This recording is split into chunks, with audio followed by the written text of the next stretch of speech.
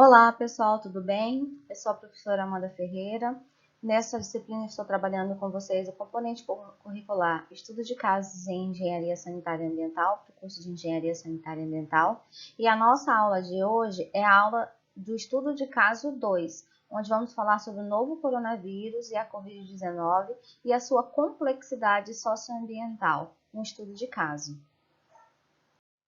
Primeiramente, nós vamos começar a falar o que é o novo coronavírus e a Covid-19. Bom, primeiramente nós precisamos falar que os coronavírus são uma grande família de vírus muito comum em muitas espécies diferentes de animais, incluindo camelos, gatos, cachorros, o próprio gado, o boi, né, e os morcegos. Se você tem um animalzinho em casa e costuma vacinar, é muito possível que você já tenha vacinado o seu cão ou o seu gato contra o coronavírus, mas essa é uma variante, uma espécie do vírus que dá apenas em animais. Ao todo, 7 coronavírus humanos existem e já foram identificados, como do tipo HCOV229E, HCOV-OC43, HCOV-NL63, HCOV-HKU1, SARS-CoV, que é a causa da síndrome respiratória aguda graves, o MERS-CoV, que causa a síndrome respiratória do Oriente Médio, e o mais recente, que é o novo coronavírus, que no início foi temporariamente nomeado de 19nCoV e em 11 de fevereiro de 2020 recebeu o nome de SARS-CoV-2. Esse novo coronavírus é responsável pela causa da doença chamada Covid-19. A Covid-19 é uma doença infecciosa causada pelo novo coronavírus, identificado pela primeira vez em dezembro de 2019 em Wuhan, na China. Bom, como mencionado, em 31 de dezembro de 2019, a OMS alertou sobre vários casos de uma pneumonia na cidade de Wuhan, na província de Hubei, na República Popular da China. Uma semana depois, em 7 de janeiro de 2020, as autoridades chinesas confirmaram que haviam identificado um novo tipo de coronavírus. Em 30 de janeiro de 2020, a OMS declarou um novo surto, um surto desse novo coronavírus, constituindo uma emergência de saúde pública e de importância internacional, o mais alto nível de alerta da organização, conforme previsto no Regulamento Sanitário Internacional. E em 11 de março de 2020 foi declarada a situação de pandemia mundial. Ainda sobre os históricos e alguns números atuais, o primeiro caso no Brasil foi confirmado em 26 de março de 2020. A primeira morte aconteceu no dia 12 de março de 2020. No Brasil, hoje, em 6 de junho de 2021, o total de mortos é 525.112 pessoas e o total de casos confirmados é igual a 18.792.511 pessoas, de acordo com o consórcio de veículos de imprensa. Em termos mundiais, os dados atuais nos apontam um total de casos confirmado de 184.252.078 pessoas, ou seja, a nossa proporção no Brasil, mesmo com a subnotificação, com a quantidade de testes insuficiente, representa 10% dos casos mundiais, né? E a mortalidade está em 3.986.701 pessoas mortas até o dia de hoje. Então, nós temos também aqui uma grande representatividade desse número de pessoas no nosso país, o que mostra a situação que o nosso país muito crítica diante dessa pandemia. Bom, como aconteceu a primeira contração pelo novo coronavírus? Como que esse vírus surgiu? Bom, muitas são as especulações, né, e estudos que tentam chegar a essa conclusão. Uma das primeiras notícias, uma das primeiras publicações que tivemos é que o novo coronavírus pode ter vindo de cobras ou de algum outro animal silvestre vendido no mercado de Wuhan, apontando por um próprio estudo chinês. Depois, a própria China disse que provavelmente esse mercado não foi a origem da Covid-19. Existiram também muitas notícias, inclusive de uma pesquisadora chinesa, que fez uma publicação dizendo que esse vírus foi produzido em laboratório. No entanto, uma outra gama de pesquisadores aprovam e comprovam que o novo coronavírus teve uma origem natural, a partir do processo de interação do homem com a natureza. O que é fato hoje é que o novo coronavírus surgiu de uma causa natural, por meio da forma que nós, seres humanos, nos relacionamos com a natureza, com o meio ambiente, com os animais, ou seja, com a biodiversidade como um todo. E aí nós nos perguntamos, né? Nós estamos preparados para uma nova pandemia, para um novo coronavírus? Como está a nossa relação com o meio ambiente? Será que nós estamos nos preparando para isso? Ainda sobre como aconteceu a primeira infecção pelo novo coronavírus e como surgiu esse vírus, bom, temos algumas informações. Dos primeiros 41 doentes infectados com o vírus, 27 tinham estado nesse mercado. Não eram provas conclusivas para isso, mas as autoridades chinesas fecharam o mercado imediatamente e já tinham visto isto acontecer em outros lugares de forma semelhante. Em 2002, um coronavírus apareceu em outro mercado do mesmo tipo no sul da China. Esse vírus acabou por chegar a 29 países e causar a morte de aproximadamente 800 pessoas. Então, hoje, a única certeza que temos é que a origem do novo coronavírus veio através de uma interação com um animal, a interação do ser humano com algum animal. Neste sentido, nos perguntamos qual a complexidade socioambiental por trás dessa pandemia. Está relacionado com o equilíbrio ambiental, os nossos hábitos e os costumes da população. Então, nós mesmos causamos determinadas alterações no meio ambiente, temos determinadas interações com o meio ambiente, de forma que o meio ambiente nos traz alguns reflexos disso. E a pandemia é um reflexo disso. Continuando sobre qual a complexidade socioambiental por trás dessa pandemia. Bom, o novo coronavírus parece ter sido originado no contato de um morcego com um pangolim antes de ter infectado um humano. O vírus não são especialistas de passar de espécies para outras, mas isso é relativamente raro, uma cadeia de transmissão que atravessa 3 espécies ao mesmo tempo. É raro também que todos esses hospedeiros teriam que estar no mesmo local, no mesmo intervalo de tempo relativamente curto. E é aí que entra esse mercado de Wuhan, que é um mercado vivo de animais em biodiversidade, né, de grande biodiversidade, que são vendidos para o consumo alimentar humano. Então, por isso o mercado de Wuhan se sustenta como uma forte possibilidade de formação desse novo coronavírus. Nesses mercados, os animais estão vivos e são mortos e vendidos aos clientes na hora. As gaiolas ficam empilhadas umas sobre as outras e os animais estão embaixo e ensopados com fluidos que escorrem dos animais, fluidos corporais diversos, tais como fezes, urina, sangue, pus, etc. E é exatamente assim que o vírus salta de um animal para o outro. Então, todo o ambiente, toda a situação no mercado, né, se torna propícia para que isso aconteça.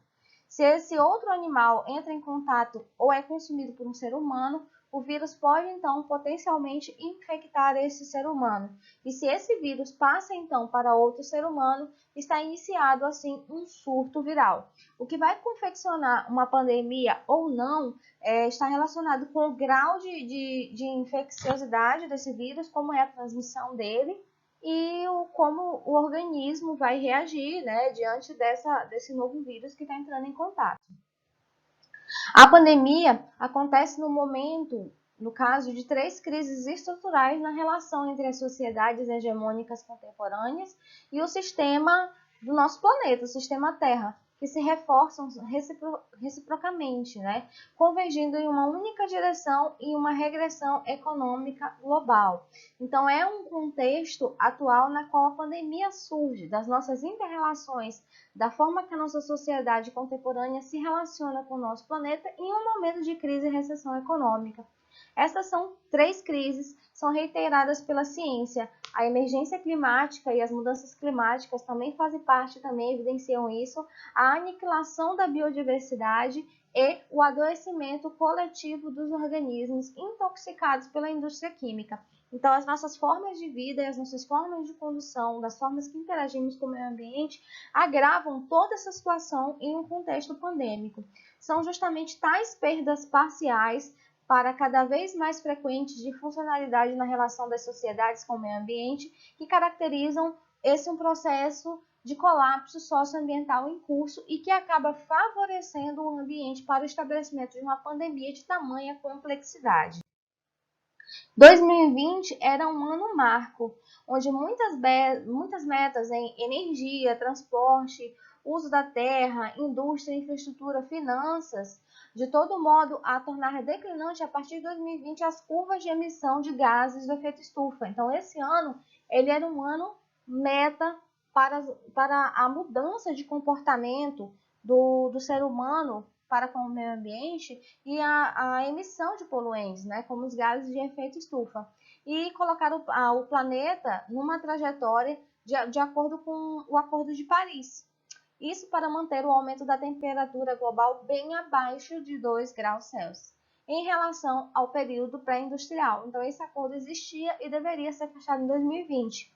Só que essas metas não estavam sendo alcançadas e não tinham uma previsão de serem alcançadas. Eis que a pandemia entra em cena, nesse caso, provocando ao invés de um decrescimento econômico racional, gradual e democraticamente pensado para a sustentabilidade ambiental, um decréscimo econômico abrupto, causado pela necessidade de interrupção das atividades, imposto pela pandemia, e configura-se já a maior e mais profunda recessão da economia global em 100 anos. A pandemia provocou, consequentemente, as quedas das emissões de gases de efeito estufa, como as pessoas pararam de circular, as indústrias pararam de funcionar, então houve automaticamente essa queda, né?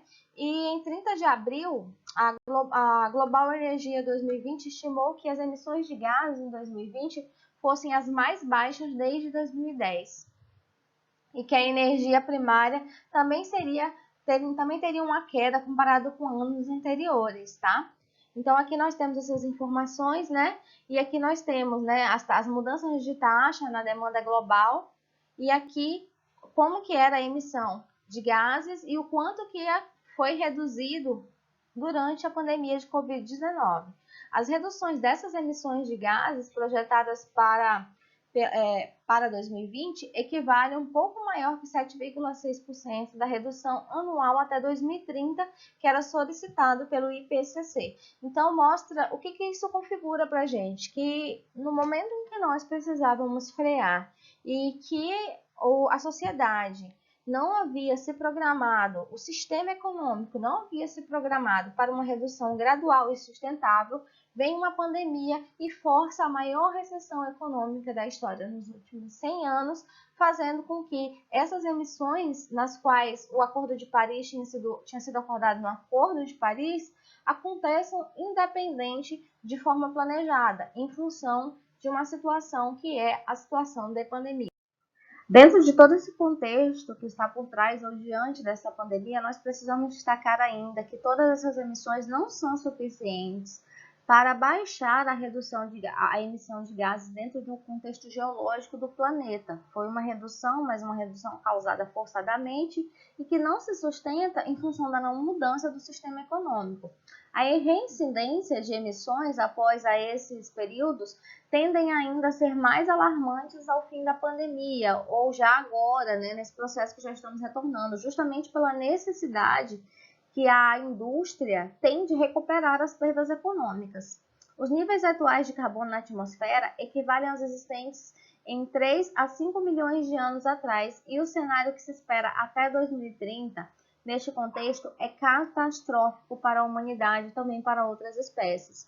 O mundo, com 2 graus acima dessa média, no período pré-industrial, terá quase 6 milhões de pessoas expostas a ondas de calor extremo e mais de 3,5 bilhões de pessoas sujeitas a escassez hídricas, entre outras adversidades. Então, agora nós estamos vendo, né, ondas de calor cada vez mais intensas, ondas de frio cada vez mais intensas, e esses são reflexos da quantidade de carbono que está sendo emitido para a atmosfera. Então, aqui nós temos aqui com alguns reflexos de algumas imagens do que já tem sido sentido, certo? Então, aqui nós temos temperaturas extremamente quentes em determinadas regiões, temperaturas cada vez mais frias em outras regiões. Esse ano, oficialmente, foi identificada a maior temperatura na Antártida, né, em torno de 18 graus, então é quente, e o derretimento das calotas polares é cada vez mais evidente. Isso se dá em função das nossas formas de atuação, queimadas, desmatamento, uso de combustíveis fósseis, falta de inovação em termos ambientais e de tecnologias ambientais que visem reduzir esses danos. E os reflexos são sentidos pelas mais diferentes espécies que habitam o nosso planeta, desde nós, seres humanos, até qualquer indivíduo que pertence à biodiversidade desse planeta. Bom, temos aqui também algumas observações para que a gente possa identificar, tá, sobre a questão das anomalias e as temperaturas existentes aqui. Como houve uma conversão nessas temperaturas ao longo das décadas, né, que eram temperaturas mais amenas, e agora as médias de temperatura estão sempre maiores do que nos anos anteriores, que vem evidenciar esse cenário de mudanças climáticas. O aquecimento global é uma arma apontada contra a saúde global. Por quê? Porque favorece a adaptação de micro-organismos a um mundo cada vez mais quente, diminuindo a eficácia de duas defesas básicas dos mamíferos contra alguns patógenos. A primeira delas é que muitos micro-organismos não sobrevivem ainda a temperaturas superiores a 37 graus, mas podem vir a se adaptar rapidamente, uma vez que essas mudanças estão sendo evidentes no nosso planeta. Além disso, o sistema imune dos mamíferos perde a eficiência em altas temperaturas, em temperaturas mais elevadas. Então, a gente pode observar, por exemplo, que constantemente a gente fica mais doente, mais gripado, há a tendência de se aparecer alguns problemas quando a gente está sobre um estresse, né, uma sensação, uma situação de estresse de temperatura, principalmente para o calor. Pelo menos comigo acontece isso. Então, o aquecimento global amplia também o raio de atuação de determinados indivíduos e, consequentemente, de vetores de doenças e de algumas doenças, como, por exemplo, a dengue, a zika e a chikungunya, que são doenças que acontecem, né, nos polos equatoriais, em regiões tropicais, só que com a ampliação do polo térmico das temperaturas no planeta, essas doenças passam a ter uma maior abrangência e altera a distribuição geográfica de plantas, animais e indivíduos dentro do planeta, levando eles a se deslocarem às latitudes mais altas a uma taxa média de 17 quilômetros por década, fazendo com que esses indivíduos avancem geograficamente no planeta, podendo então fazer com que essas doenças tenham maior abrangência. Doenças antes que eram só doenças tropicais equatoriais, agora tem uma abrangência maior em função dessas mudanças climáticas, tá? Então, neste sentido, os animais estão entrando, né, mais em contato com os seres humanos e os seres humanos com os animais, na medida também que há essa mudança de comportamento dos animais e também que nós passamos a entrar e frequentar cada vez mais os espaços naturais. Então, desmatamento, a ocupação de áreas de preservação por cidades e por aí vai, né? Então, passamos também a interagir mais com esses animais, criando assim uma oportunidade para patógenos encontrar novos hospedeiros. Então, nós estamos nos suscetibilizando a essas doenças, uma vez que estamos mudando o nosso meio ambiente, tornando o meio ambiente mais propício para o desenvolvimento dessas doenças e também estamos nos aproximando mais do convívio de animais silvestres.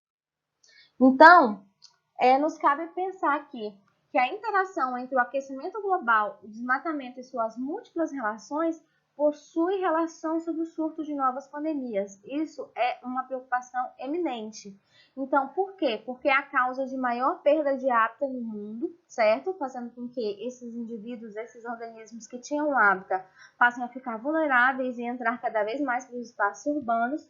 Essa perda força com que os animais migrem a entrar em contato com os outros animais ou até mesmo com pessoas e assim compartilhar seus germes, micro-organismos. Então, esses organismos, esses vírus, essas doenças que eram apenas de uma espécie, passam a ter a possibilidade de entrar em contato com outras espécies, sofrendo assim mutação, podendo chegar novamente até o ser humano, como aconteceu com o coronavírus. Então, grandes fazendas de gado também servem de uma ponte de passagem de infecções de animais para as pessoas, porque o gado está diretamente em contato com essas áreas, né, que foram desmatadas e que os animais ficam suscetíveis, podendo passar alguma doença para o gado e, consequentemente, passar para a gente a partir da ingestão do consumo da carne. Agora nos cabe pensar sobre a Amazônia e coronavírus. Qual é o potencial da nossa região para o surgimento de novas pandemias mundiais? Bom, os seres humanos podem ser infectados por um novo coronavírus de origem animal? O que podemos pensar aqui, né? Uma série de investigações detalhadas descobriram que o SARS-CoV foi transmitido de civetas para humanos em 2012. O MERS-CoV de camelos dromedários para humanos na Arábia Saudita em 2012. E vários outros coronavírus conhecidos estão circulando em animais por aí, inclusive com capacidade para infectar humanos. À medida que a vigilância sanitária no mundo não se estabelece, não tem rigor, é provável que mais coronavírus sejam identificados. À medida que a vigilância sanitária passa a investigar mais, é provável que encontremos e identificamos mais tipos de coronavírus. Então, isso é uma informação da OMS, certo? Então, de acordo com Marques e Garcia, que é um artigo que eu li para trazer esse material para vocês, o desmatamento crescente, a expansão descontrolada da agropecuária, o cultivo e a criação intensiva de animais, a mineração, o aumento da infraestrutura, assim como a exploração de espécies silvestres, o consumo de espécies silvestres, criam uma tempestade perfeita para o salto de doenças da vida selvagem para as pessoas. Acredita-se que 1,7 milhões de vírus não identificados dentre os que sabidamente infectam pessoas ainda existem em mamíferos e pássaros aquáticos. Qualquer um deles deve ser a próxima doença X, potencialmente ainda mais perturbadora e letal que a Covid-19.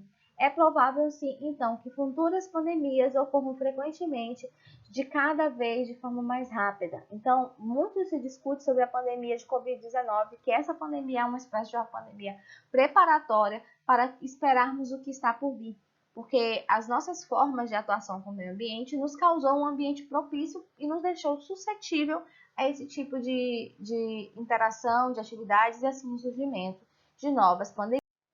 Nesse caso, podemos nos perguntar se a Amazônia é um novo hotspot, um ponto quente para o surgimento de novas pandemias. Então, como nós estamos falando, sim, nós temos um cenário muito propício, né?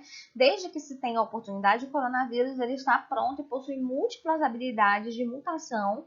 Não estou falando do novo coronavírus, que dá a doença do Covid-19, mas sim de todos os grupos de coronavírus existentes. Então, ele está pronto para mudar de hospedeiro, passar de um hospedeiro para outro e nos criarmos essa oportunidade, nós criamos essa oportunidade através do uso não natural de animais, como por exemplo da pecuária. Então nós temos o hábito de consumir a carne que vem da pecuária, criamos esses animais, o gado, num sistema intensivo sobre áreas que antigamente tinham a biodiversidade e eram aptas de animais naturais ali daquele ambiente. Então nós tiramos o ambiente natural e esse animal que fica ali fica em contato com o novo animal que nós colocamos ali, fazendo com que essa inter-relação seja cada vez mais presente e mais precisa.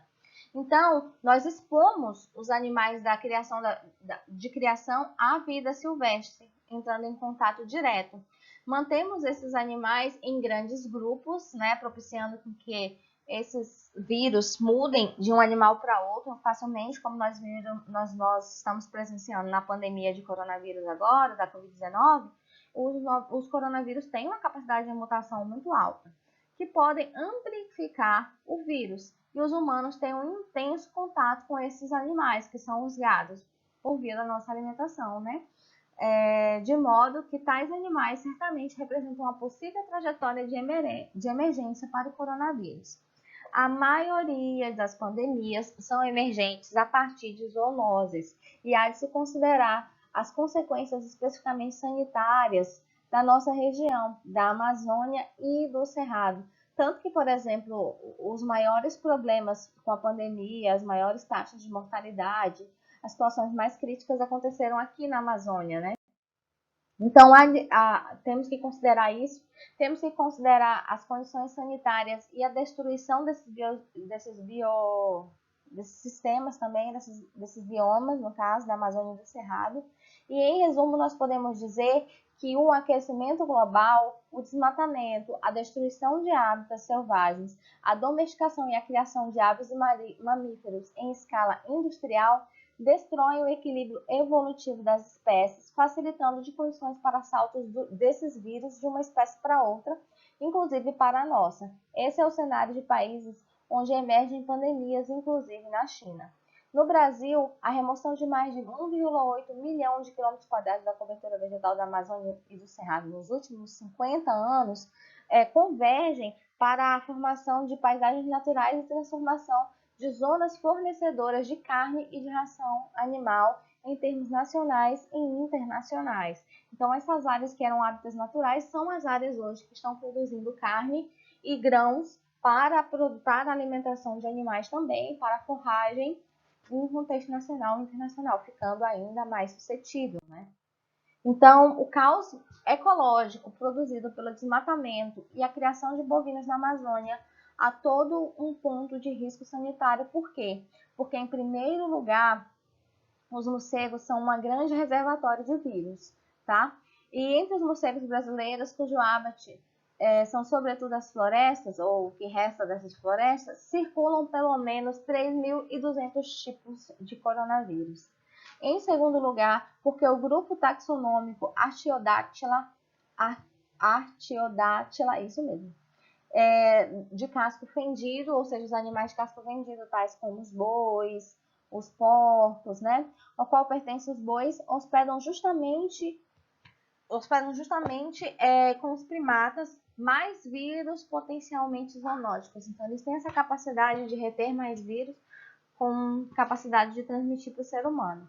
E a Amazônia já é um hotspot de epidemias não virais. Nós já temos aqui séries de epidemias como a leishmaniose, a malária, as doenças tropicais negligenciadas com mais alto índice de letalidade, né? Nós vimos que recentemente aí temos até povos indígenas morrendo ainda com malária em Roraima diante dessa pandemia pela falta de assistência e de cuidado.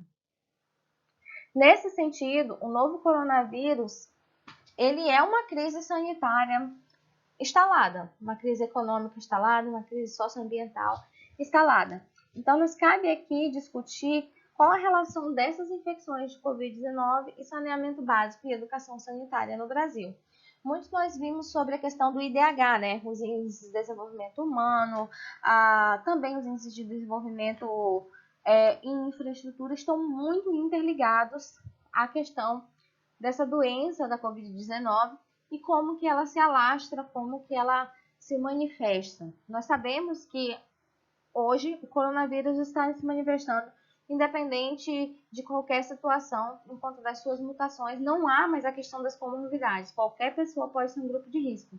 Mas logo quando a pandemia iniciou, a pandemia pegava mais seriamente, tinham casos mais graves em pessoas que tinham comorbidades, sejam essas comorbidades biológicas por meio de doenças ou alguma vulnerabilidade socioambiental, né? Porque isso faz com que a pessoa tenha maior fragilidade, não tenha também acesso a recursos financeiros, que não permita, não tenha uma alimentação boa, deixando a pessoa assim um pouco mais suscetível e mais frágil. Então, qual seria a relação das Covid-19 com saneamento básico e educação sanitária? Bom, saneamento básico, as manchetes que surgiram, né? Facilita a proliferação da Covid-19 no Brasil. Saneamento básico precário, no caso. Bom, por quê? Primeiramente, para manter as condições de higiene, nós precisaríamos ter água, né? Ter água, minimamente água e sabão para lavar as mãos e nos prevenirmos do vírus. Mas grande parte da população não tem acesso à água. Distribuição de água não chega até os domicílios. Então, a água e o saneamento na pandemia de Covid-19 foi visto como um grande desafio, mas também como uma oportunidade, na medida que o favorecimento e a existência de sistemas de distribuição e abastecimento de água podia fazer com que as pessoas se cuidassem mais, né? E, em resumo, ficaram 4 recomendações gerais para isso. A primeira é a comunicação essencial. Então, quanto mais conversássemos com as pessoas e falássemos sobre as necessidades dos cuidados, mais conseguiríamos convencer as pessoas sobre as condições sanitárias e do próprio higiene pessoal mesmo, seriam importantes para a prevenção da doença, né? É necessário promover também uma coordenação para a tomada de decisões, seja do poder público, principalmente no que diz respeito ao fornecimento de recursos necessários para que essas populações pudessem se prevenir, tá? Considerar os efeitos secundários das doenças também e garantir o abastecimento de água para a população. Então, isso são pontos que são essenciais, né? Que têm ligação direta do saneamento com a pandemia de Covid-19. Nós muito discutimos também, por exemplo, no caso da gestão de resíduos sólidos, que o vírus, né, poderia ficar vivo sobre a superfície, mas um grande problema do saneamento no que diz respeito ao resíduo sólido e o agravamento da pandemia estava no resíduo em casa, e o resíduo servir de abrigo e alimento para vetores de doenças, aumentando a incidência de outras epidemias que já são existentes na nossa região, tais como a dengue, zika, chikungunya, sobrecarregando tanto o sistema público de saúde, como também fragilizando os indivíduos, né, deixando-os mais frágeis e assim mais suscetíveis a um caso mais grave de Covid-19. Ainda falando sobre a infecção da Covid-19, saneamento básico, educação sanitária, acompanhando o esgoto, né, fazendo análise das águas de esgotamento sanitário, nós podemos chegar a um indicador da manifestação da doença, por meio da presença do RNA do vírus presente na água de esgoto.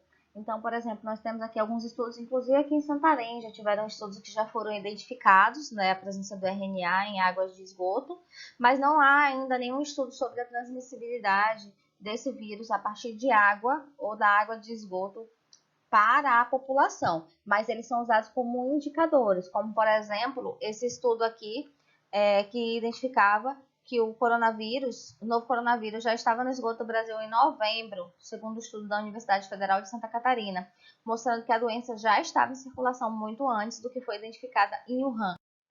Bom, foi nesse contexto que, pensando sobre a necessidade de cuidados básicos com saneamento e esclarecimento da população com educação sanitária, que nós pensamos em um projeto que eu acho que vocês já conhecem, que é o projeto Educação Sanitária como Medida de Enfrentamento à Pandemia de Covid-19 em Unidades de Conservação, aprovado no projeto PAEM, o ano passado, tá? Então, além do tratamento, as medidas essenciais para a prevenção e cuidados para a disseminação do vírus são importantes. E a questão de adoção de melhores hábitos de higiene e de cuidados de forma que deixe o nosso organismo mais protegido, inclusive de outras doenças, né, ajudam a controlar essa pandemia.